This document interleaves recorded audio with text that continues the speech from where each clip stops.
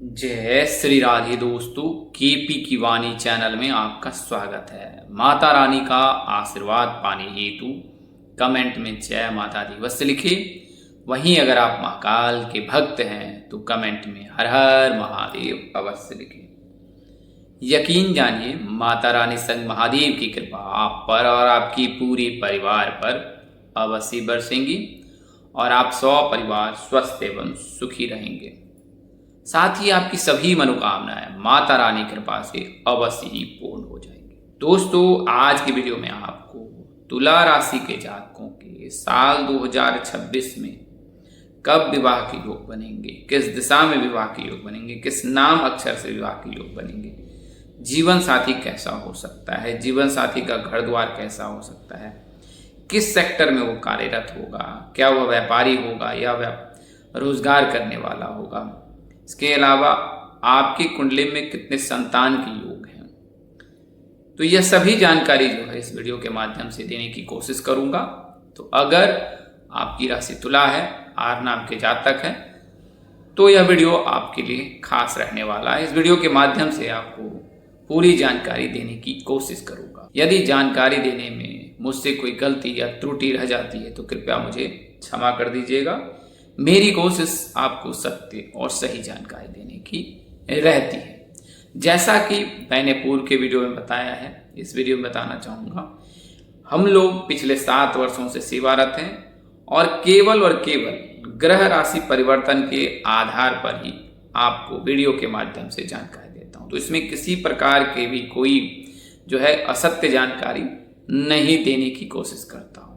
ग्रह राशि परिवर्तन के आधार पर जो योग बनते हैं उसकी गणना करके आपको जानकारी दी जाती है। तो अगर आपकी चंद्र राशि इनमें से कोई एक रहती है, ये चंद्र राशि जिस वीडियो को आप देखते हैं वो आपकी चंद्र राशि होती है, तो यह जानकारी आपके लिए पूर्णतः सत्य होती है। अन्यथा आप वेस्टर्न एस्ट्रोलॉजी का सहारा ले सकते हैं अगर आपको चंद्र राशि ज्ञात नहीं है तो। दोस्तों, आगे बढ़ने से पहले मैं आपको बताना चाहूंगा कि अब आप केपी की वाणी से संपर्क कर अपने विवाह की कुंडली बनवा सकते हैं, बच्चे की जन्म कुंडली बनवा सकते हैं, बच्चे का भविष्य जान सकते हैं और बच्चे की करियर कारोबार की जानकारी प्राप्त करना जान सकते हैं, सेहत की जानकारी प्राप्त कर सकते हैं। साथ ही अगर आप अपने विवाह की कुंडली मिलान कराना चाहते हैं तो भी संपर्क कर सकते हैं। अगर आप दूसरे विवाह के इच्छुक हैं, उसकी जानकारी प्राप्त करना चाहते हैं तो भी आप संपर्क कर सकते हैं। हमारा संपर्क नंबर स्क्रीन पर दिए गए हैं, आप वहां से नोट कर सकते हैं। 8521835670 8521835670। तो इस नंबर पर आप संपर्क कर सकते हैं। और जब आप केपी की वाणी से कुंडली बनवाते हैं, विवाह की कुंडली बनवाते हैं, तो इसमें आपको ए से लेकर जेड तक पूरी जानकारी दी जाती है। आपकी शादी क्यों नहीं हो रही है, क्या कारण है, कौन से दोष लगे हैं, किस महादशा में कौन से अंतरदशा के बच्चे जैसे जो दिक्कत आ रही है, कुंडली में कौन से ग्रह वक्री चाल चल रहे हैं और उनकी चाल धीमी है, कौन से दोष लगे हुए हैं, किस राशि से हैं जिसकी वजह से आपको मायावी ग्रह राहु केतु से परेशान है या फिर 7.5 से परेशान है, तो यह भी जानकारी दी जाती है। इसके बाद यह जानकारी दी जाती है कि शादी कब तक हो सकती है, किस दिशा में हो सकती है, कितनी दूरी पर हो सकती है, किस नाम अक्षर से हो सकती है, किस राशि से करनी चाहिए, जीवन साथी कैसा मिल सकता है, उसका रंग रूप स्वरूप स्वभाव कैसा हो सकता है, प्रेम प्रसंग में तो क्या प्रेम विवाह के योग बनेंगे, माता पिता की सहमति मिलेगी कि क्या कुंडली में जो है प्रेम विवाह के योग हैं, इसके अलावा कितनी संतान है कुंडली में, सास ससुर के साथ कैसा स्वभाव आपका रहने वाला है, घर द्वार कैसा हो सकता है, इसके अलावा जो है कौन सी महादशा आपकी कुंडली में चल रही है, उससे आपको क्या लाभ हो सकता है, कब आपका भाग्योदय हो सकता है, कौन सी महादशा में जो है आपको सुख मिल सकता है और किस महादशा में आपको क्या क्या सावधानी बरतनी है, कुंडली में प्रथम भाव से लेकर द्वादश भाव में जो ग्रहों की स्थिति उससे आपको क्या लाभ मिल सकता है और क्या सावधानी बरतनी है, आपकी सेहत कैसी रह सकती है, तमाम तरह की जो जानकारी आपको दी जाती है। इसके अलावा नक्षत्र से भी यह जानकारी दी जाती है कि आपका व्यक्तित्व कैसा रहेगा और आपकी अनुकूलता कैसी हो सकती है, करियर के लिए क्या उत्तम हो सकता है, किस पाए में आपका जन्म हुआ है, किस करण में आपका जन्म हुआ, किस योग में आपका जन्म हुआ। तो ये सभी जानकारी जो है केपी की वाणी से देने की कोशिश की जाती है। तो आप संपर्क कर सकते हैं। मामूली शुल्क पर आपको जो है कुंडली बनाकर पूरी जानकारी दी जाती है। हमारी पूरी टीम सेवारत है, इसके लिए जो है मामूली शुल्क ली जाती है, जिसे आप मेहनताना समझ सकते हैं। आइए वीडियो में आगे बढ़ते हैं। क्योंकि यह नई जो प्राथमिक जानकारी मैं नए व्यूअर्स को दिया हूँ, तो आपको बता दें कि तुला राशि के जो भी जातक होते हैं उनका नाम अक्षर आर से शुरू होता है, यानी कि रॉ, हिंदी वर्णमाला में रॉ, और इंग्लिश अल्फाबेट से करेंगे तो आर नाम के जो भी जातक होते हैं उनकी तुला राशि होती है। तो वेस्टर्न एस्ट्रोलॉजी के माध्यम से जो जिनको वर्ष ज्ञात नहीं होता है वो वेस्टर्न एस्ट्रोलॉजी का सहारा ले सकते हैं, और वहीं ऐसे जातक जिनको चंद्र राशि ज्ञात है, उनकी राशि तुला है, तो वो जो है आर नाम के जातक होते हैं। तो तुला राशि के जातकों का नाम अक्षर आर से शुरू होता है। इनके राशि स्वामी सुखों के कारक शुक्रदेव होते हैं।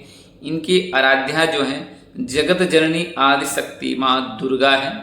इनके लिए शुभ अंक जो है 2 और 7 है। शुभ रंग इनके लिए सफेद है। शुभ दिन की बात करें तो बुधवार, शुक्रवार और शनिवार का दिन आपके लिए उत्तम है। तो सोमवार और शुक्रवार के दिन जो आप सफेद वस्त्र अवश्य ही धारण करें, क्योंकि आपके राशि स्वामी शुक्रदेव हैं, तो इससे शुक्र मजबूत होगा।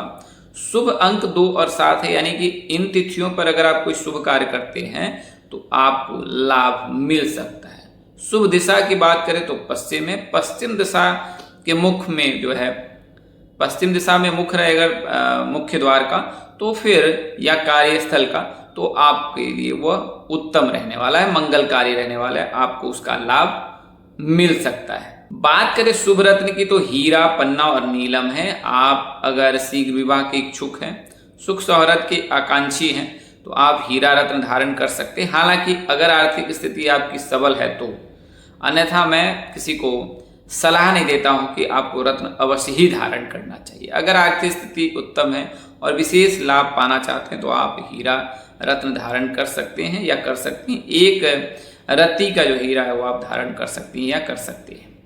लेकिन केपी की वाणी बाह्य आडंबर से बचाती है, तो आप अपने स्वविवेक से कार्य करें। राशि तत्व जो है इनकी वायु होती है, और राशि प्रकृति जो है सम है, और राशि स्वभाव चर है। तो ये उन्मुक्त होते हैं। राशि स्वभाव चर यानी कि ये उन्मुक्त स्वभाव के होते, विचरित करते रहते हैं। जैसे वन में जो है वन्य जीव विचरित करते रहते हैं, विचरण करते रहते हैं इधर से उधर, तो इनके मस्तिष्क में भी विचारों का विचरण होता है, और ये स्वयं भी विचलित करते हैं।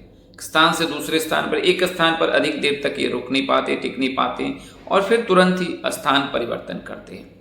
तो ये सारे इनमें गुण होते हैं। वायु जो है राशि प्रकृति है, तो ये उन्मुक्त होते हैं। इन्हें कैद करके रखना या बंदिशों में रखना संभव नहीं है। तुला राशि के जातक ये स्वतंत्र होते हैं, अपने मन के राजा होते हैं, और लेकिन दयालु होते हैं, संकालु होते हैं, और ये जो स्वभाव है इनको जीवन में आगे बढ़ने के लिए प्रेरित करता है। और सबसे बड़ा जो गुण है तुला राशि के जातक, वो मल्टी टैलेंटेड होते हैं, बहुमुखी के जो है प्रतिभा के धनी होते हैं, यानी कोई भी कार्य ये कर सकते हैं। और इनकी जो क्रिएटिविटी है किसी कार्य को करने में, वो सबसे फास्ट होती है। यदि कोई कार्य संपन्न करना है और उसमें अगर इनकी राय ली जाए, तो ये बेहतर सोचकर आपको बेहतर विकल्प देते हैं। तो यह तो जानकारी दी है कि तुला राशि के जातकों के लिए, जैसा मैंने आपको बताया प्राथमिक जानकारी है, तुला राशि के जातक क्या क्या कर सकते हैं। अब बात करते हैं तुला राशि के जातकों को शनिदेव का कैसे शुभ फल मिलता है। तो तुला राशि में जो है शनिदेव, जो शनि ग्रह है, वो उच्च के होते हैं। उच्च का मतलब कि शनि जो है तुला राशि के जातक को शुभ फल देते हैं। हर परिस्थिति में तुला राशि के जातक को शुभ फल देते हैं। और शनिदेव जो है सेवादार है। जब भी व्यक्ति विशेष किसी की सेवा करते हैं तो उसमें शनि तत्व की प्रधानता होती है। ऐसा माना जाता है कि जितने भी लोग हैं वो एक दूसरे के लिए सेवारत हैं, और यह कार्य जो है शनिदेव के माध्यम से होता है। तो शनिदेव जो है कर्म फलदाता है, न्याय के देवता हैं और मोक्ष प्रदाता है। तो जब शनिदेव की कृपा बरसती है तो जातक जो है बहुमुखी प्रतिभा के धनी होते हैं, और इस वजह से वो न केवल करियर में बल्कि कारोबार में भी उत्तम करते हैं। और किसी भी क्षेत्र में तुला राशि के जातक वो अपना परचम लहरा सकते हैं। उनमें विशेष प्रकार का ज्ञान होता है, गॉड गिफ्टेड कह सकते हैं कि ईश्वरीय कृपा होती है, जिस वजह से जो है तुला राशि के जातक हर कार्य में जो है वो उत्तम होते हैं। तो यह तो शनिदेव की विशेष कृपा उन पर बरसती है। आइए अब मैं बात करता हूं तुला राशि के जातकों के विवाह के लिए। तो जैसा कि आपको पता है कि वर्तमान समय में जो है देवगुरु बृहस्पति जो है कर्क राशि में विराजमान है। आने वाले समय में देवगुरु बृहस्पति सिंह राशि में विराजमान हो जाएंगे। आने वाले समय में शुक्रदेव भी जो है वो तुला राशि में गोचर करेंगे। तो तुला राशि के जातक के लिए किस महीने में विवाह के योग बनेंगे?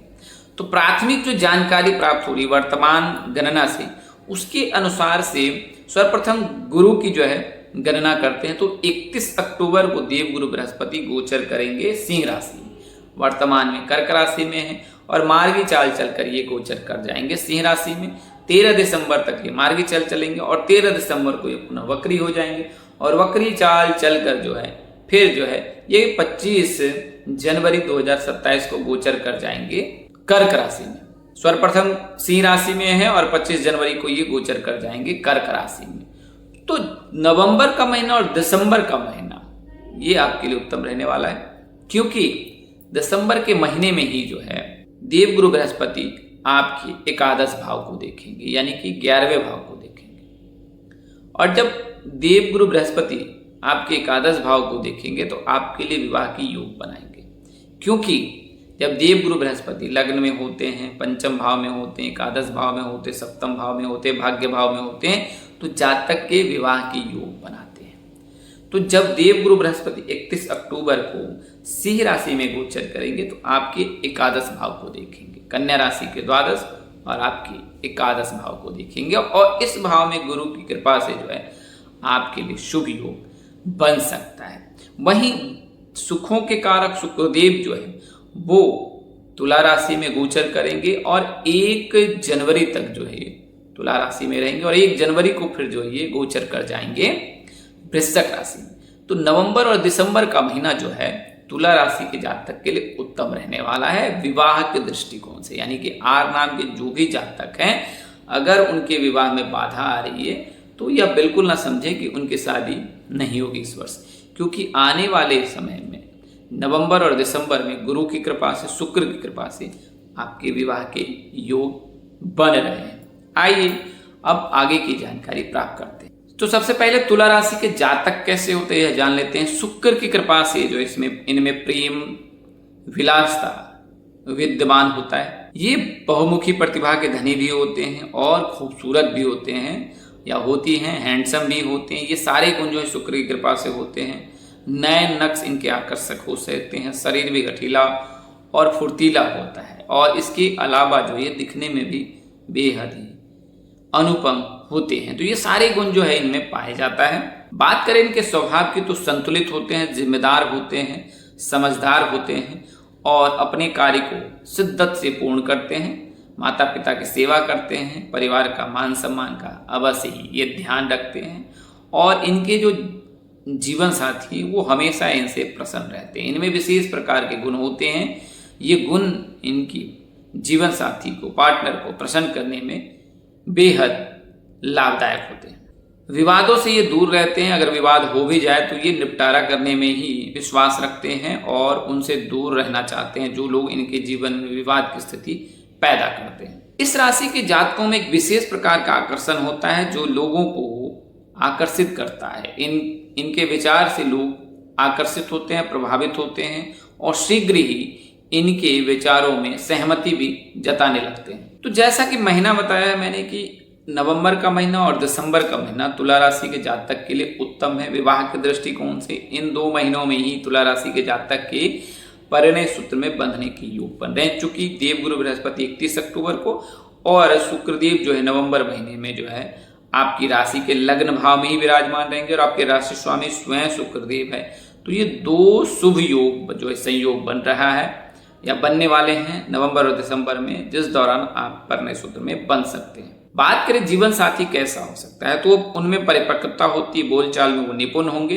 इसके अलावा वो मधुरभाषी भी होगा। उनकी मधुर वाणी से आप बेहद प्रसन्न रहेंगे, आपके घर वाले प्रसन्न रहेंगे और उनके आने से आपके घर का भी भाग्योदय होगा, आपका भी भाग्योदय होगा। ये सारे जो है परिवर्तन आपको जीवन साथी के जीवन में आने के बाद देखने को मिल सकता है। आपका जो जीवन साथी हुआ निर्णय लेने में बहुत माहिर होगा।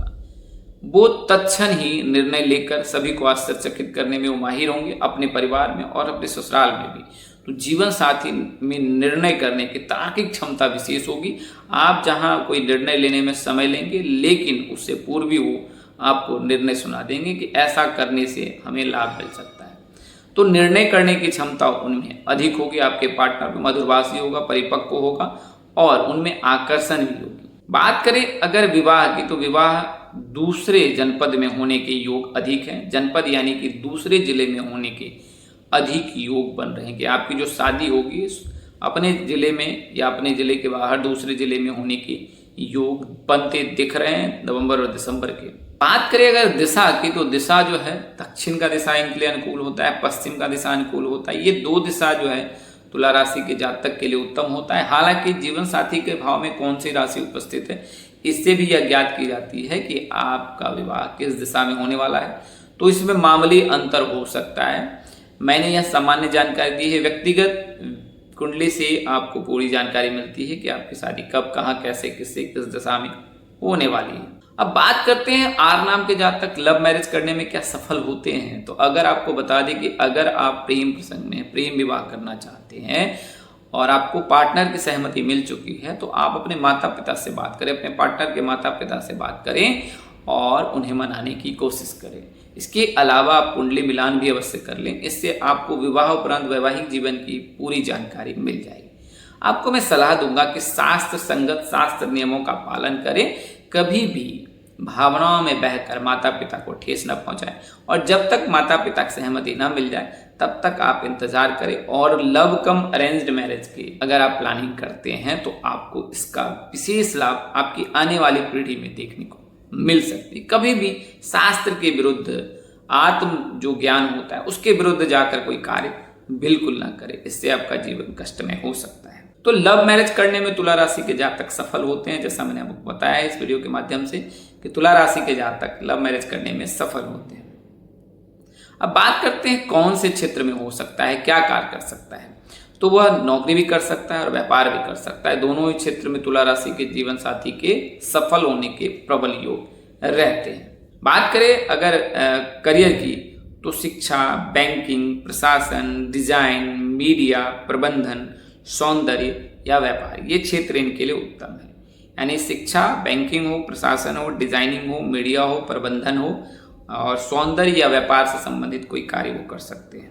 अब बात करते हैं तुला राशि के जातकों के विवाह की। तो तुला राशि के जो भी जातक होते हैं उनके SGM नाम के जातक के साथ विवाह के प्रबल योग रहते हैं। यदि आप आर नाम के लड़के हैं तो आपकी जो शादी है वो गरिमा, मोहिनी, टीना, माधुरी, मोनिका, मेघा आदि नाम से होने के योग रहते हैं। वहीं अगर आप आर नाम की लड़की हैं तो आपकी जो शादी है वो गणेश, मनीष, टिंकू, तिलक, महेंद्र आदि नाम से होने के योग रहते हैं। संजय, संजीव, सुधीर, शिवम, शुभम आदि नाम से होने के योग रहते हैं। ससुराल का घर द्वार आपका जो है कस्बे में विवाह होने के योग बन रहे हैं। यानी कि जो आपकी शादी होगी वो कोई कस्बा होगा, शहर, विकसित शहर की तरफ जो है आपके विवाह होने की योग बन रहे हैं। दूरी की बात करें तो सामान्यतः तुला राशि के जातक के लिए 0 से लेकर 100 किलोमीटर और कई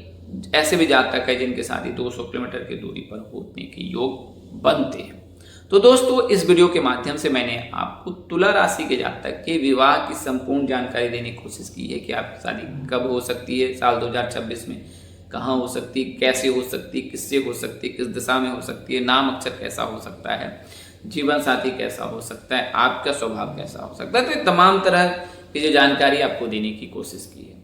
आपको बता दें ज्योतिष पंचांग मान्यताओं, धर्म ग्रंथों और ग्रह राशि परिवर्तन के आधार आप पर जो आपको ये जानकारी दी है। हमारा उद्देश्य महज आपको सूचना पहुंचाना है। आप इसे सूचना हेतु ले, अगर इसे आप मानते हैं, अपनाते हैं, तो उपयोग करते हैं तो इससे पहले अपने नज़दीक के किसी प्रकांड पंडित व ज्योतिष से अवश्य संपर्क कर ले और अपनी चंद्राशि ज्ञात कर ले। तो आज के लिए इतना ही, अगले वीडियो में फिर मिलेंगे। तब तक के लिए मुझे इजाजत दे। आप जहाँ रहें मस्त रहें, स्वस्थ रहें, व्यस्त रहें।